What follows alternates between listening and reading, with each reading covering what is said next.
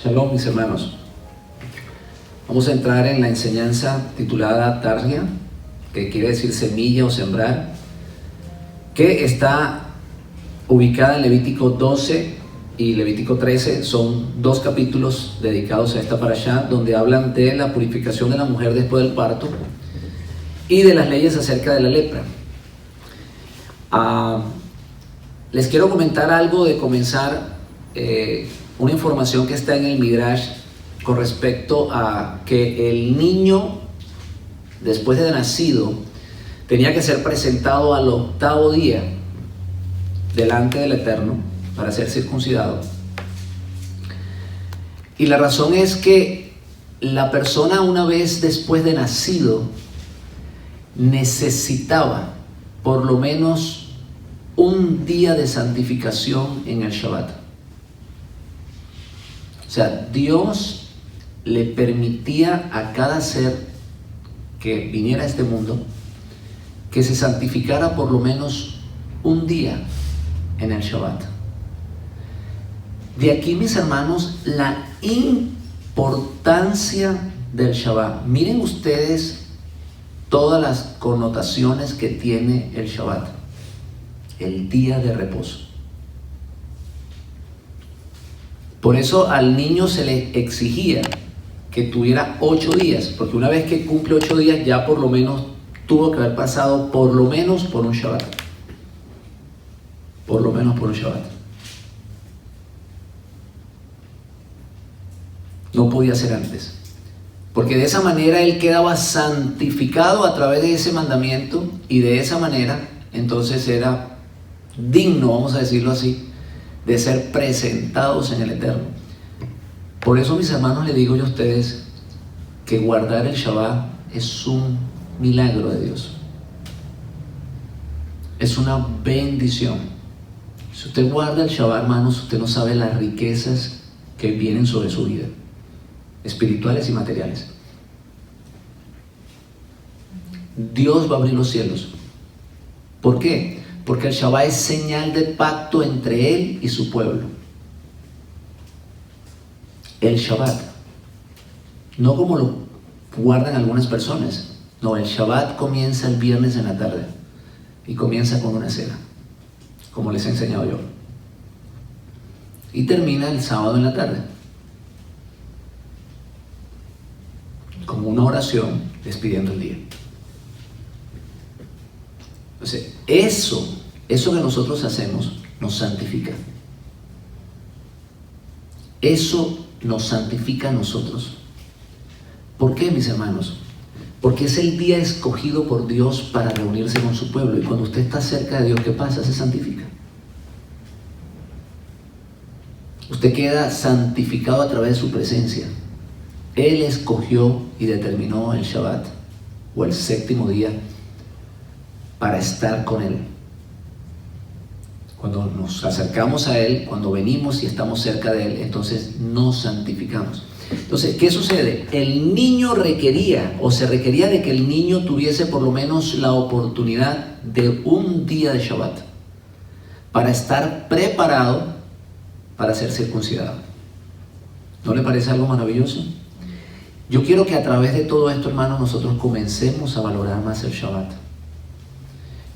Usted me va a decir, hermano Isidro, es muy difícil guardarlo. Déjeme decirle que yo lo sé. No lo crea, no piense que yo no lo creo, que yo no lo sé, yo lo sé. ¿Y sabe por qué yo sé que es difícil? Porque es un reto. ¿Y sabe de dónde viene esto? Viene de parte de Dios. ¿Por qué? Porque Dios quiere que lo valores, y que no importa qué tan difícil sea, cuántas dificultades tú tengas, tú lo hagas. Porque no ofreceré, repítalo conmigo, no ofreceré sacrificio al Eterno que no me cueste. Si guardar el Shabbat fuese fácil, hermano, no tendría valor. Pero es difícil. Es el día, hermanos, que más se presentan problemas. Ya cuando llega el viernes, comienzan los problemas. Pareciera que toda la semana es semana de paz. Llega el viernes y comienzan los problemas. ¿Verdad que sí? es el día donde comienza todo el mundo a visitarte. Y todo el mundo tiene planes para ese día. Es una manera, y eso no procede del mal, procede de Dios. Dios te manda todas esas pruebas a ver si tú eres capaz de decir, lo dejo o lo tomo, para que lo valores. Yo, hermano, valoro más y más el Shabbat después de todo eso, porque ¿sabes qué es lo hermoso? Que una vez que tú te propongas hacerlo, tú lo vas a lograr, a pesar de todos los problemas, a pesar de todas las cosas.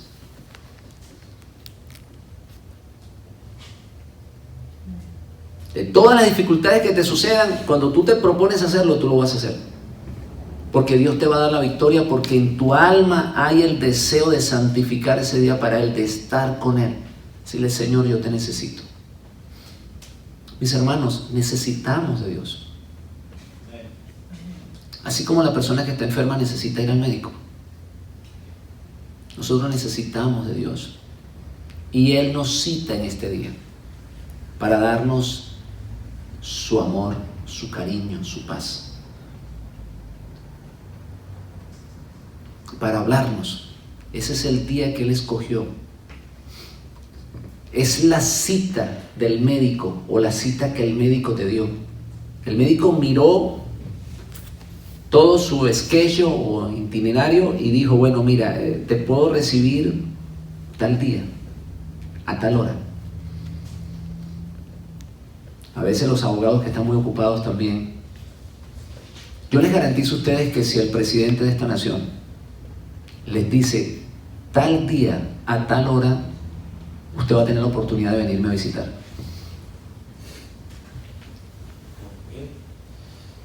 ¿Qué esfuerzo haría usted para estar allá?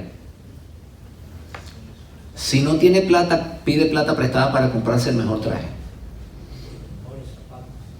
Todo, la mejor ropa, y mete a la tarjeta el contrato de una limusina. Se perfuma, se manda a arreglar el pelo, las uñas, todo. Se pone bonito, pues, como decimos por allí. Y si el presidente le dijo a las 2, yo le garantizo que antes de las 2 usted está allí. Usted no se va a perder la cita con el presidente, sea quien sea. Déjeme decirle que el que lo invita a un Shabbat está por encima del presidente de esta nación.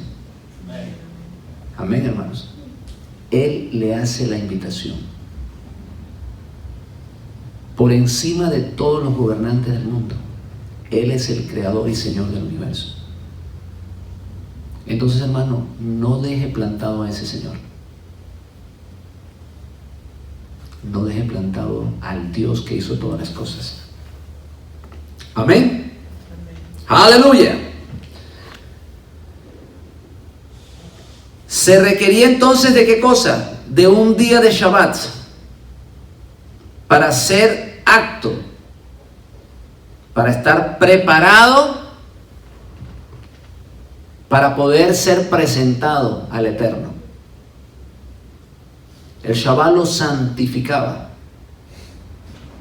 lo dejaba listo para estar en la presencia de Dios. Hablamos también que esto tiene que ver con el milenio, donde el Maestro estará 1000 años enseñándonos las Escrituras para nosotros estar preparados y listos para estar juntamente con el Eterno para la vida eterna o para el mundo por venir. El Midrash dice que las leyes que tienen que ver con la purificación del hombre están después de las leyes que Dios le entregó a los animales, o que Dios le entregó al pueblo de Israel con respecto a los animales, perdón. Cuando usted lee el libro de Levítico se va a dar cuenta que primero habla de los animales que tienen que ser los animales kosher o limpios y los no limpios, y ya después de eso, más adelante habla de cómo debe de santificarse la persona para Dios, o las leyes de purificación. ¿Qué aprendemos nosotros de esto? Aprendemos, según el Midrash, que el hombre, de la misma manera que fue creado después que los animales, de esa misma manera, se dejó en las leyes de purificación de último para que siempre entendiera y reconociera que es una especie más del mundo animal. Y que está en último lugar. Dios decidió hacer los animales antes que el hombre, para que nuestro corazón siempre se mantuviese humilde delante de Él y que reconociésemos eso todo el tiempo, que no nos exaltemos, que el orgullo nunca llegue a nuestras vidas y que reconozcamos que la gloria solo le pertenece al Creador de los cielos y la tierra. En la palabra de Dios hay un caso bastante interesante. En el libro de Daniel encontramos la historia de Nabucodonosor, que fue un rey engrandecido por Dios.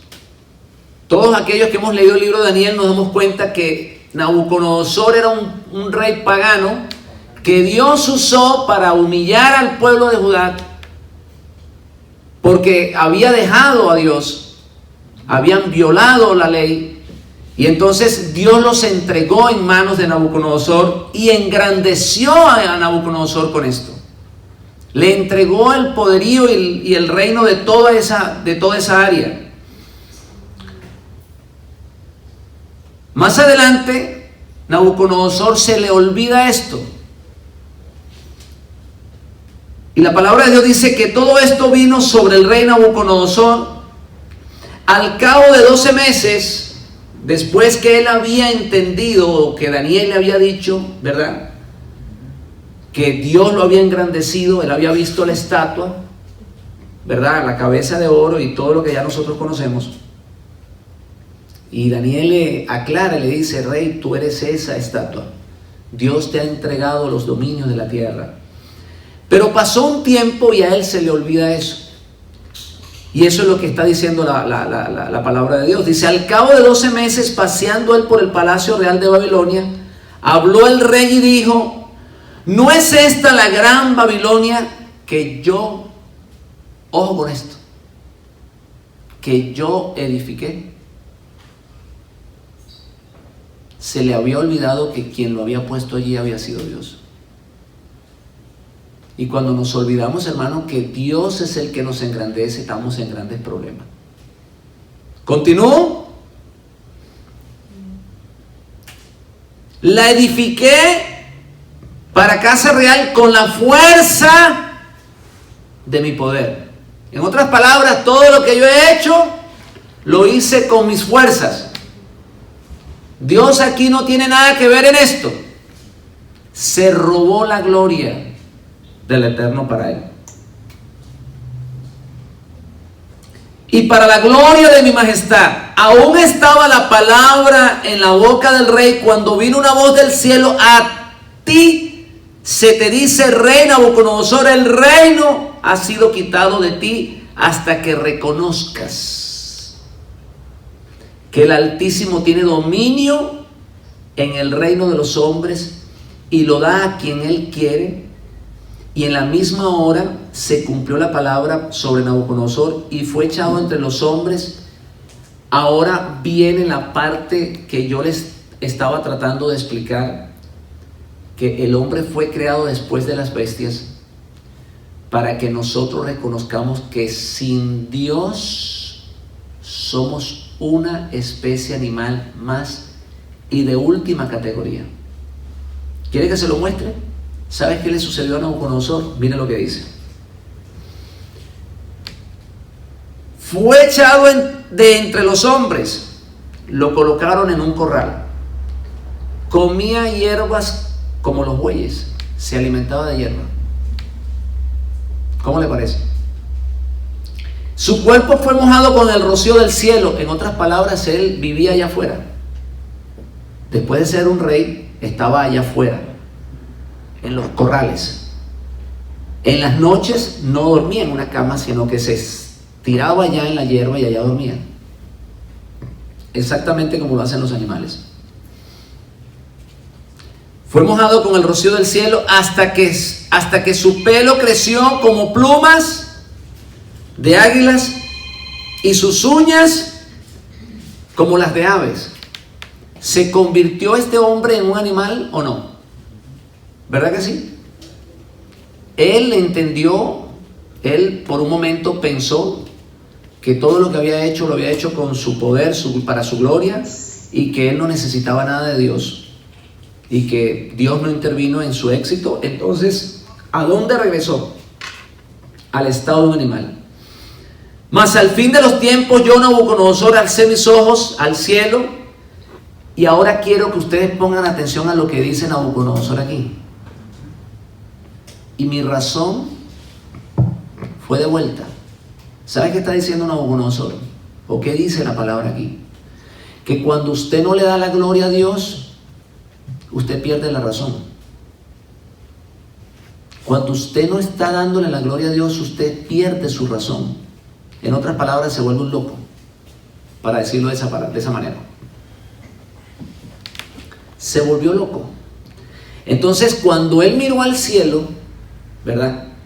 Cuando comenzó a humillarse y a decir y a confesar que había pecado, entonces se le devuelve la razón.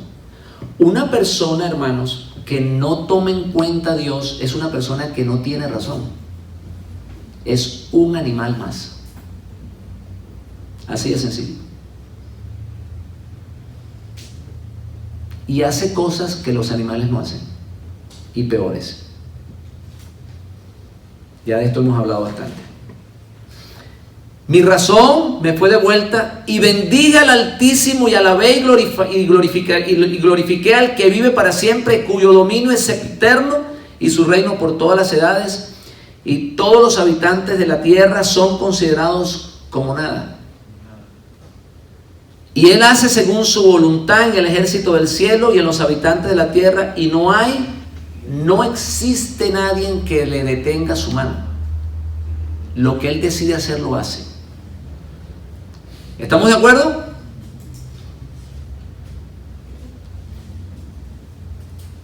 ¿Qué más dice?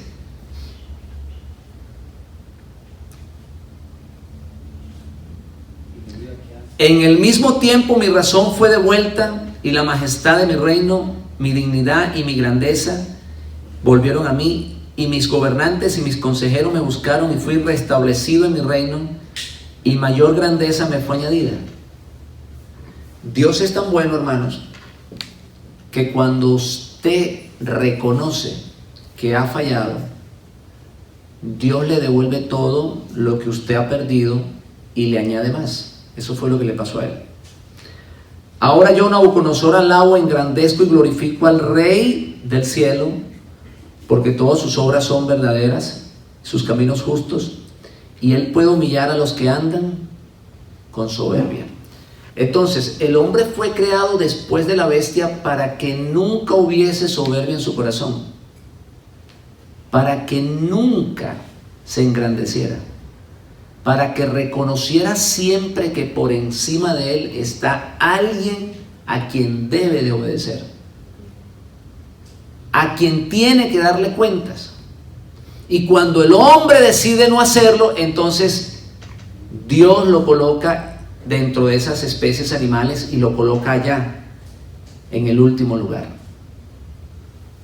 Nosotros hemos visto, hermanos, cómo los seres humanos hacen cosas que los animales no hacen. ¿Verdad que sí? Eso lo hemos hablado aquí un montón de veces. ¿Cómo una mujer, después de haber dado a luz un niño, lo coge y lo mete dentro de un basurero? Sin embargo, hay perritas, yo lo he visto con mis ojos, que cuando están amamantando a sus perritos y se acerca el papá de los perritos, ella le ladra. No te le acerques a mis hijos. Entonces, mira, hermanos, en qué categoría cae el hombre sin Dios.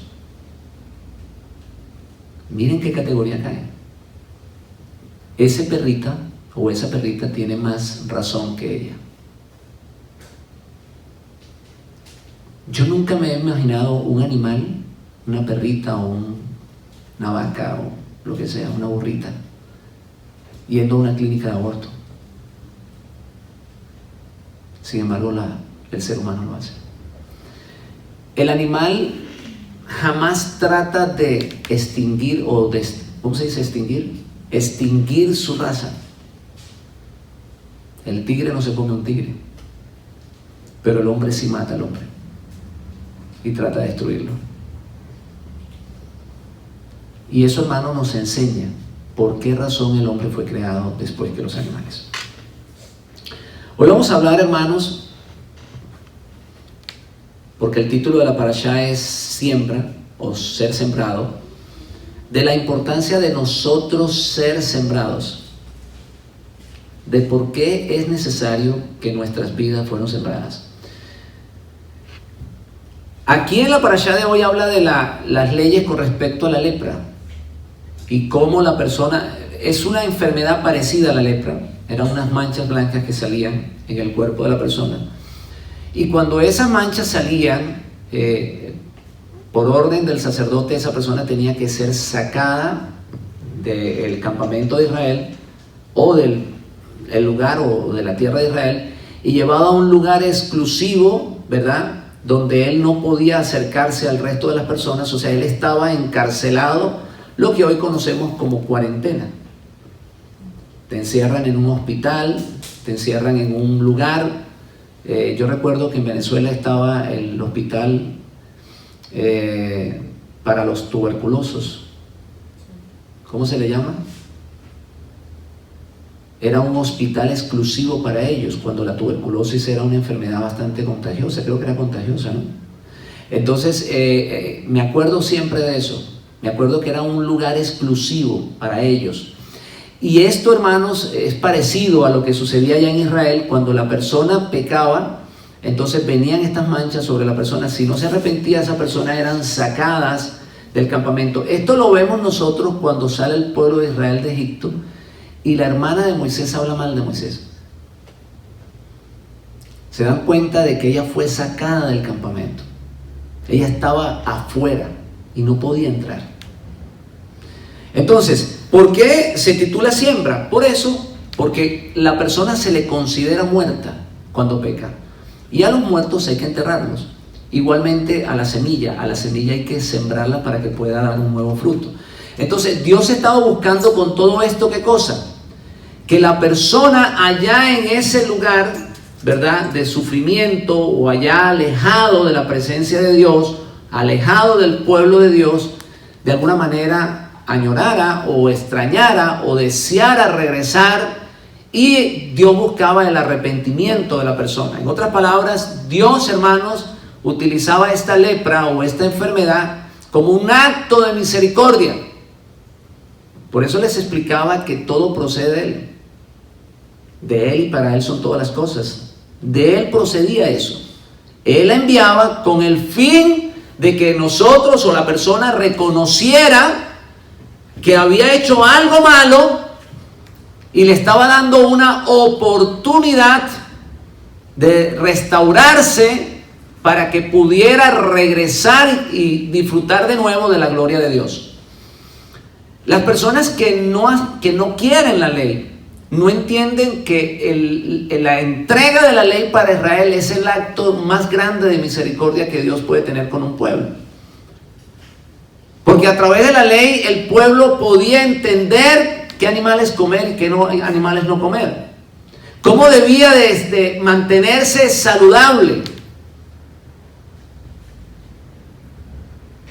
Cómo tenían que vivir para siempre ser un pueblo sano, para ser un pueblo próspero. Ellos tenían la fórmula, tenían el secreto. Vamos a decirle de esta manera, tenían la clave para entrar o para abrir la caja fuerte. Dios les había dado la clave, y la clave era la ley. De esa manera ellos podían ser prósperos, bendecidos a través de la ley. Y a través de la ley, ¿verdad? O en la ley estaba digamos,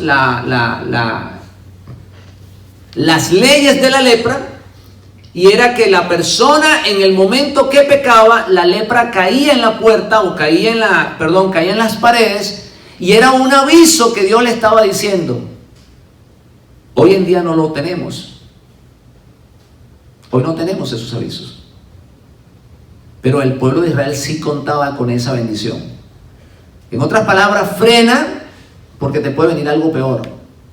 Si la persona no seguía pecando y no se arrepentía, pues ya nosotros conocemos la historia, que la lepra pasaba a los utensilios, entraba a los muebles, entraba a la ropa, había que sacarle todo, había que prácticamente mudar a la persona o mudarle todas las cosas, y luego entonces, si la persona no se arrepentía, entonces la mancha caía en el cuerpo de la persona.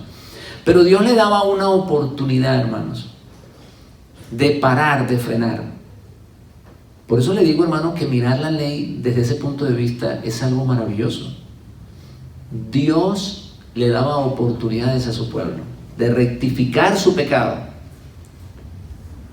El hombre que perdía por algún momento esa presencia de Dios en su vida, porque pecaba, él tenía la oportunidad de ofrecer un sacrificio, de ir a Jerusalén, ir al templo, llevar un sacrificio, y él entraba cargado con el pecado, y en ese momento él traspasaba sus pecados a la víctima o al animal que iba a ser la víctima en ese momento. Y cuando él salía del tabernáculo, salía, hermanos, liviano y lleno de nuevo de la presencia de Dios, o sencillamente en comunión. La comunión con Dios era restaurada. Eso, hermano, lo vivió el pueblo de Israel.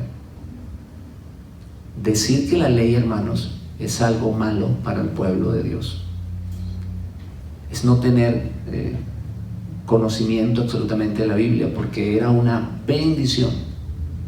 Era la fórmula que Dios te daba para mantenerte en comunión íntima con Él para siempre, y para garantizar la presencia divina en la vida del pueblo de Israel. Cuando violamos la ley, hermanos, sencillamente lo que estamos haciendo es apartar la presencia de Dios de nuestras vidas, alejarlo a Él. Aleluya. Entonces, todo esto, hermanos, todo esto tiene una enseñanza para nosotros. Nosotros entendemos que la palabra de Dios habla de un pueblo. Toda la Biblia habla de un pueblo llamado Israel, desde Génesis hasta Apocalipsis. Habla de un pueblo que de alguna manera, si lo miramos, miramos la vida de ellos, y miramos la historia de José y lo que aconteció en Egipto, ya eso lo hemos explicado muchas veces. Dios decidió sembrar ese pueblo en Egipto. Lo sembró en un lugar hostil. Yo me pregunto por qué Dios decide que el pueblo entrara en Egipto y no en otro lugar. La razón, hermanos, es que Egipto era la potencia en ese tiempo, y en Egipto encontrabas todo lo que querías. Era el pueblo más próspero, con los mayores adelantos, y a Egipto llegaba cualquier cosa. Pudiéramos decir que es el lugar donde se exhibía todo. Por la comunicación que ellos tenían, ¿verdad? Por el río Nilos, y por la cercanía al mar, y por estar allí en el centro, ¿verdad?, de la tierra, juntamente o cerca del centro de la tierra. Entonces Egipto era el lugar donde todo el mundo quería venir. Era el lugar donde más, donde la arquitectura era más reconocida. Todavía, hermanos, nosotros podemos ver que las pirámides de Egipto eran unas obras unas construcciones maravillosas después de muchos años. Entonces imagínense para esa época mirar esos grandes edificios que no lucían como lo vemos ahora, eran mucho más hermosos y más decorados y más bonitos. O sea, Egipto era esa ciudad deseada por todo el mundo. Entonces allí en Egipto precisamente Dios siembra a su pueblo, allí lo mete. Allí Dios metió a Israel para probarlo. Lo sembró en Egipto. De la misma manera que nosotros hemos sido sembrados en todas las naciones. Más aquellos que hemos tenido la oportunidad de venir a este país, a esta gran nación donde aquí se encuentra de todo. Tenemos la oportunidad de comprar lo que querramos o endeudarnos o tenerlo a crédito, pero aquí se consigue lo que uno quiere. Aquí puedes comprar lo que quieras, como lo quieras. Y así era Egipto. Dios colocó a su pueblo, allí lo sembró, allí lo probó. Él quería mostrarse a sí mismo quién era capaz de soportar la tentación en Egipto.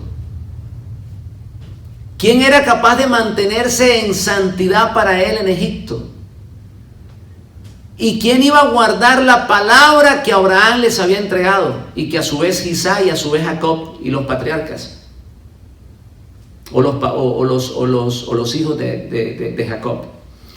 Ellos habían recibido una palabra de Dios y ellos tenían, ¿verdad?, la obligación de guardarla en su corazón, de mantenerse puros. Y la manera de probarlos era sembrarlos en Egipto. Te voy a poner en un lugar donde hay mucha tentación para ver si eres capaz de resistir y de guardar mi palabra. Por eso le digo, hermanos, que a los hijos de Dios, Dios siempre los va a colocar en lugares especiales. Y vas a tener la oportunidad de ser prosperado para ver si eres capaz de serle fiel a Él. Dios siempre te va a prosperar. Dios te va a abrir las puertas. Vas a venir a los Estados Unidos. Aquí vas a hacer dinero. Aquí vas a triunfar y te va a aprobar Dios. No éramos nada en nuestros países y aquí llegamos y prosperamos. Y Dios está probándote a ver qué haces con eso, con la bendición que Él te da.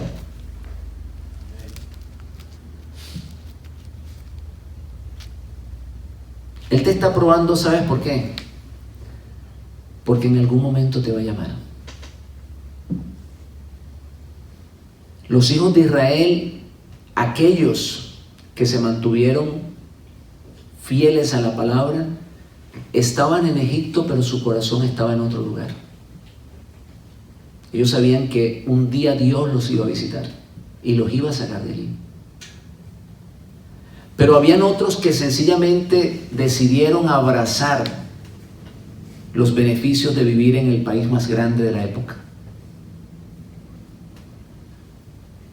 Abrazaron la idolatría, abrazaron las riquezas, abrazaron los beneficios de vivir en una tierra que había de todo. La tierra más rica de ese tiempo. En otras palabras, abrazaron ¿qué cosa? Las vanidades de este mundo. Abrazaron las riquezas materiales que nos ofrece todo esto que nosotros conocemos. Aquí hay de todo. Hay teatros. Eso lo había en Egipto. Hay dealers de carro que tú puedes comprar el que quieras. El que quieras, bueno, endeudado, pero te lo dan. Después tienes que trabajar un full time y 2 part time para pagarlo, pero bueno, ahí te lo dan. ¿Verdad que sí? Hay de todo. Aquí puedes comprar tu casa. Lo puedes hacer. Pero tu corazón, mis hermanos, no puede estar en eso.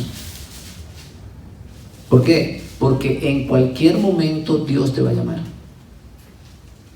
Y de la misma manera que llamó a Israel de Egipto y le dijo, sal para que me hagas fiesta en el desierto, en cualquier momento, hermanos, Dios nos va a llamar a que salgamos de allí. Y si nuestro corazón está pegado a esas cosas, no vamos a ser obedientes a la voz de Dios y nos vamos a quedar allá. ¿Quiere que le diga algo? Hay una voz que se está oyendo en todo el mundo en este momento, diciéndole al pueblo de Dios que salga de allí. Sal de allí, pueblo mío. Y eso lo estamos oyendo algunas personas y otras personas no lo oyen y no sabemos por qué.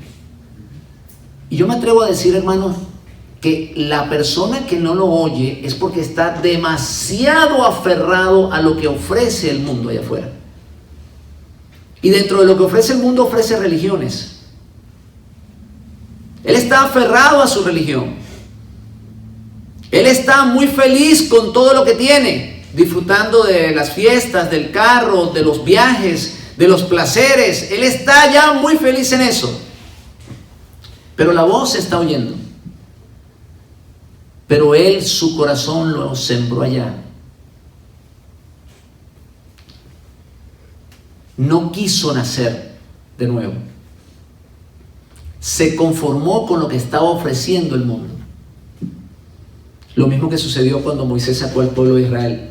El 80% de los israelitas se quedaron en Egipto. Dijeron, yo no me voy con Moisés. Para el desierto hacerle fiesta al Señor, no. Aquí yo estoy bien. Aquí yo tengo mi negocio. Yo tengo mi carro. Yo tengo mi familia. Mis hijos van a la universidad aquí. Se están graduando todos. Yo ir a servir a Dios, ¿para qué? De ninguna manera. Su corazón está allí. Pero mis hermanos, Dios te sembró aquí para ver qué tipo de fruto tú das. Y si tú das frutos para la carne, pues tú te quedarás acá. Pero si tu alma, hermanos, anhela el regreso a la casa, todo lo que Dios te dé acá será para el beneficio de Él. Será para prepararte y será para preparar riquezas para hacerle fiesta al Eterno.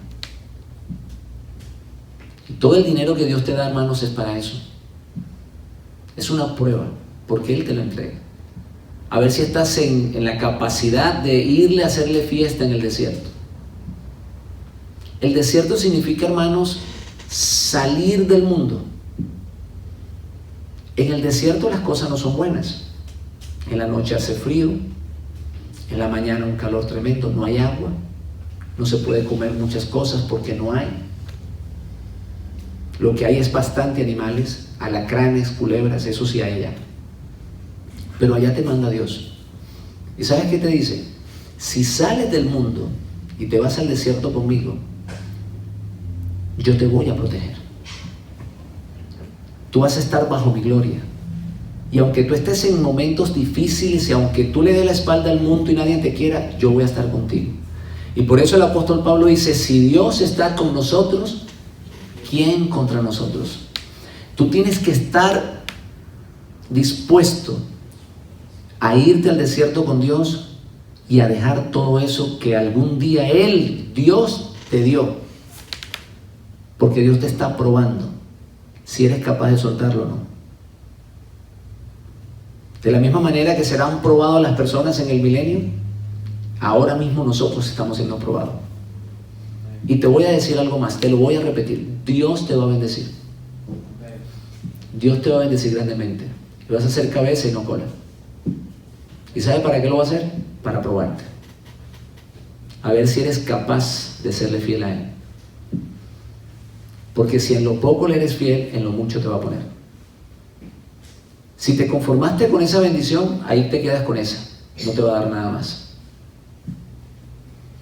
Necesitamos ser sembrados, hermanos.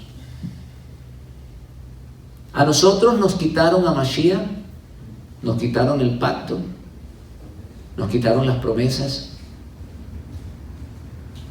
nos quitaron todo. Después de la división de los reinos, la parte del norte, Israel, las ovejas perdidas, la casa de Israel, Dios le quitó todo. ¿Y sabes qué hizo? Lo sembró. De igual manera que el leproso lo sembraban allá en un campamento aparte, ¿sabes qué hizo Dios? Dios nos sembró en los sepulcros de las naciones.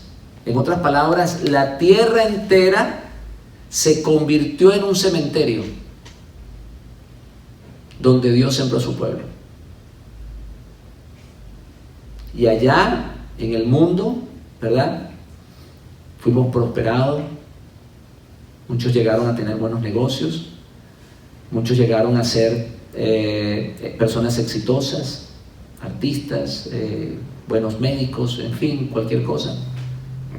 Y allá en el mundo, hermanos, estábamos sembrados con el fin de ver qué tipo de fruto dábamos. Y si allá en nuestro corazón, hermanos, estaba siempre el deseo de regresar a casa, cuando oyéramos la voz, íbamos a hacerlo. Cuando oyéramos el llamado, íbamos a regresar.